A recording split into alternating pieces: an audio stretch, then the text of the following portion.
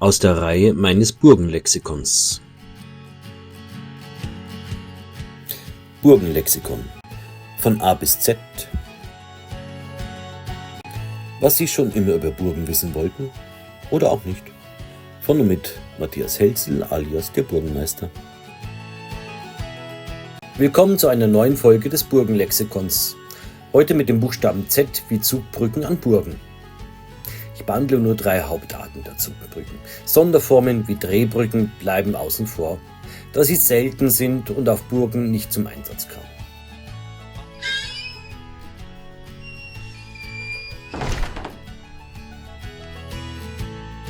Zugbrücken gehören wohl zu den bekanntesten Bildern, die man mit einer mittelalterlichen Burg verbindet.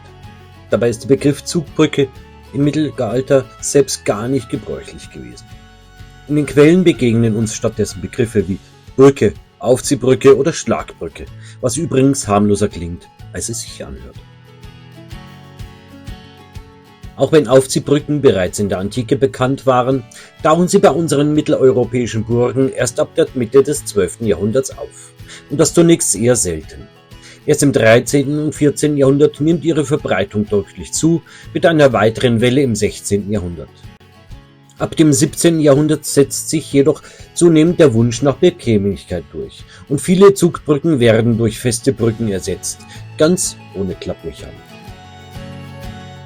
Viel verbreiteter als die berühmte Zugbrücke war übrigens die einfache Holzbrücke, meist auf Pfeilern ruhend, mit oder ohne Geländer. Und bei Gefahr wurde kurzerhand ein Teil der Brücke entfernt, ganz ohne Feuer und Drama, aber mit System. Was es mit diesen Brückenkonstruktionen genau auf sich hatte, wann sie wo vorkamen und warum, das sehen wir uns jetzt genauer an.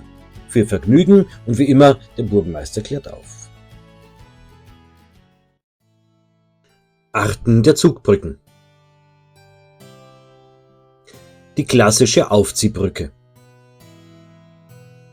Die bekannteste Form der Zugbrücke ist die klassische Aufziehbrücke, wie sie heute in vielen Burgen rekonstruiert oder bei vielen Ruinen zu sehen ist, war.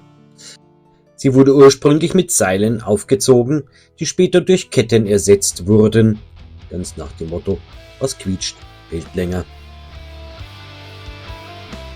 Die Seile oder Ketten waren über Ringe mit der Brückenkonstruktion verbunden und liefen über Laufrollen durch sogenannte Durchbrüche in der Torwand. Diese Rollen leiteten das Zugmittel auf einen Wellenbaum, eine waagrecht gelagerte Holzwelle, auf die Seile oder Ketten aufgerollt wurden. Weniger häufiger anzutreffen, aber durchaus belegt, waren Treträder, mit denen die Brücke wie bei einem mittelalterlichen Hamsterrad nach oben gezogen wurde, allerdings ohne tierischen Einsatz. Damit die Brücke am Tordurchgang beweglich war, wurden im unteren Bereich sogenannte Hakensteine mit Durchbohrungen eingesetzt. In diese wurden Rundhölzer eingelassen, auf denen der bewegliche Brückenteil schwenken konnte.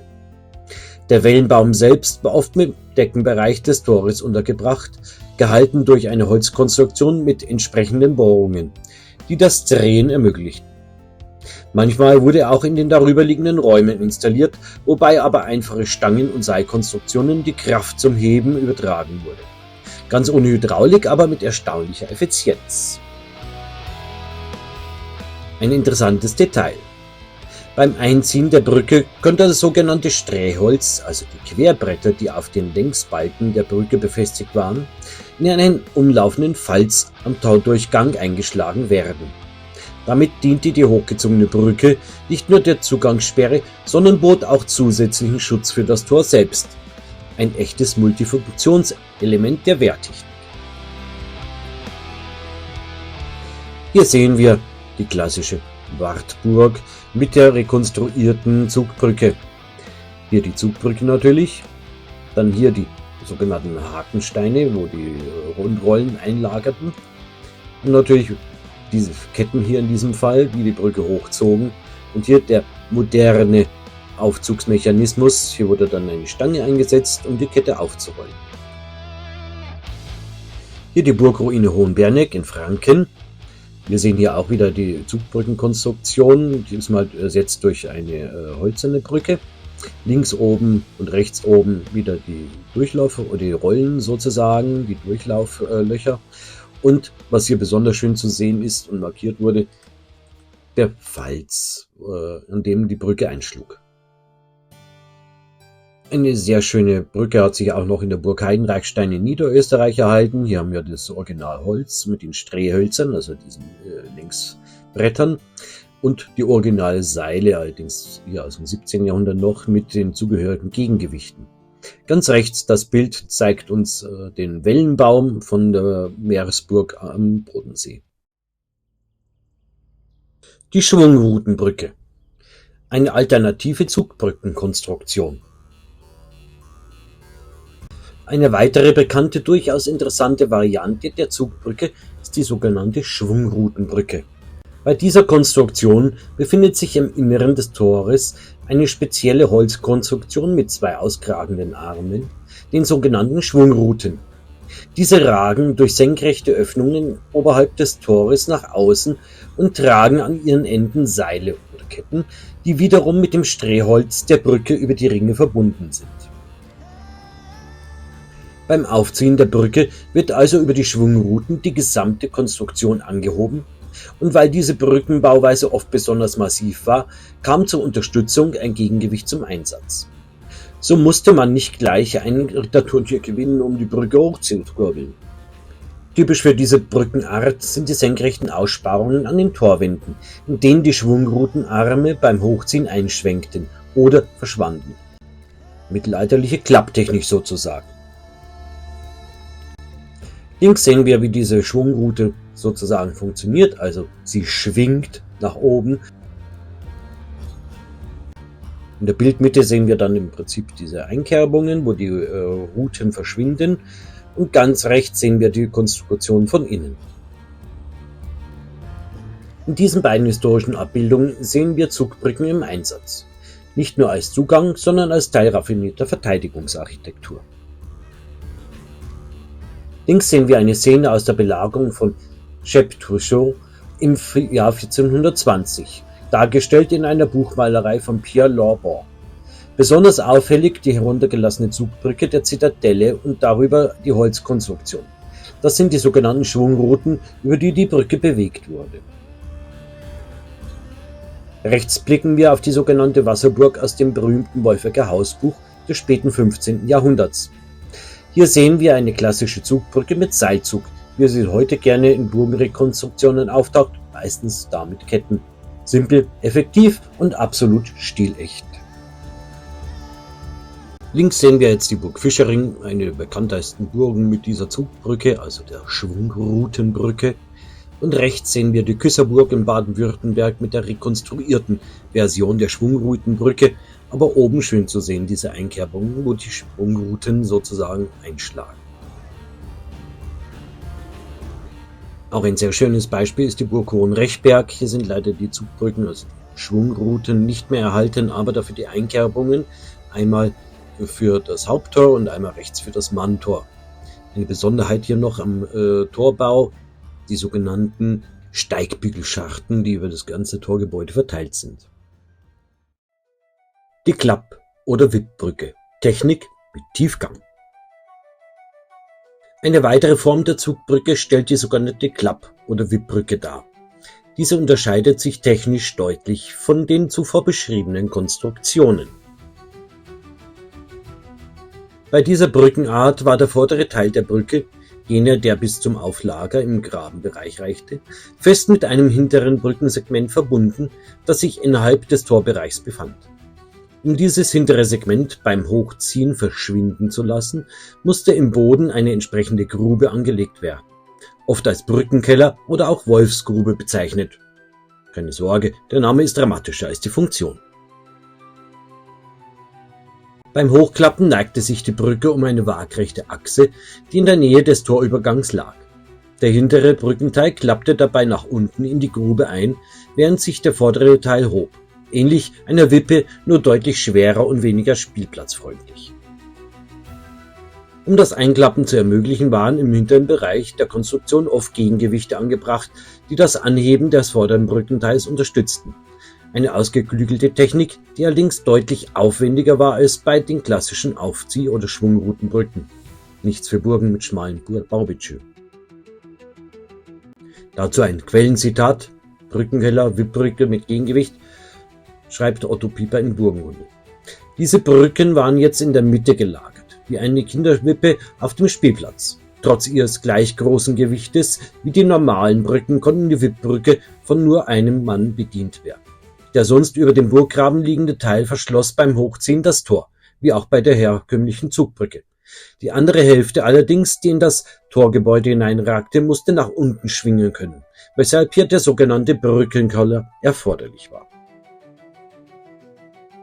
Links sehen wir nun die Skizze der Klappbrücke oder Wippbrücke mit der Achse in der Mitte, wie sie dann einschwenkt. Markiert die Lager, wo im Prinzip diese Mittelachse eingebaut war.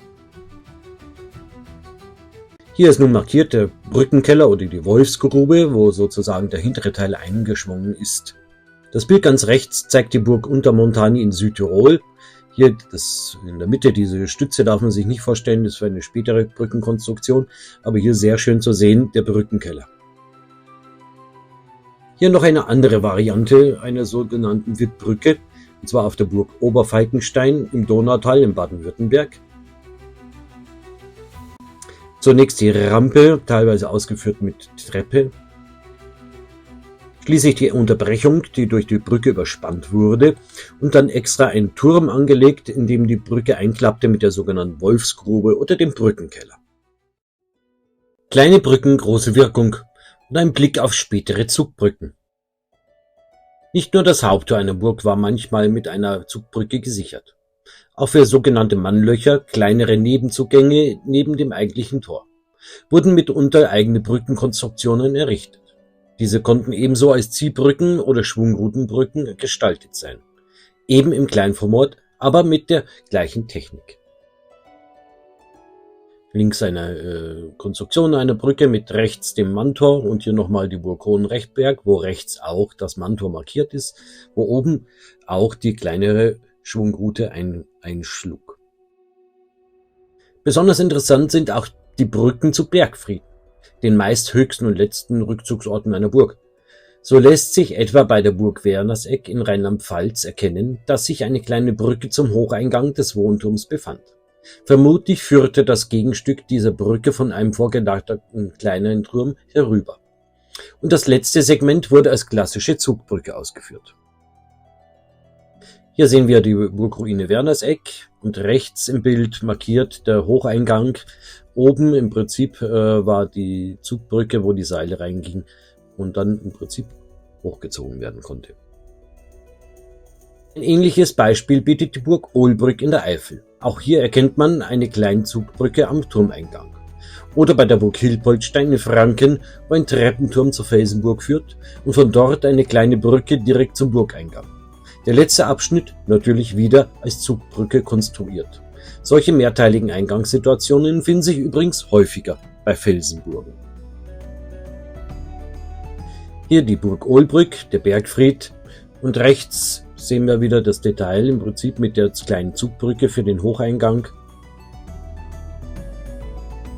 Und hier die Burg Hilpoltstein in Franken, markiert der Treppenturm und rechts, wo früher die Zugbrücke lag, im Inneren erkennt man noch den Zugbrückenauflager und im Prinzip die Laufrollen für die Seile wieder.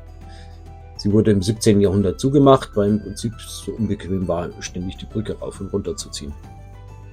Doch Achtung beim Burgbesuch. Nicht jede Zugbrücke ist so alt, wie sie aussieht. Viele der heute noch sichtbaren Brückenkonstruktionen stammen aus der Zeit des Historismus oder der Romantik, also dem 19. und frühen 20. Jahrhundert, als man Burgen wieder entdeckte und sie mit allem ausstattete, was zum idealen Ritterbild gehörte. Zugbrücken durften da natürlich nicht fehlen, selbst wenn es im Mittelalter nie eine gab. Hier zwei wunderschöne Beispiele der Ritterromantik. Links die Zugbrücke vom Schloss Liechtenstein auf der Schwäbischen Alb und rechts die Burg Rheinstein am Rhein natürlich gelegen.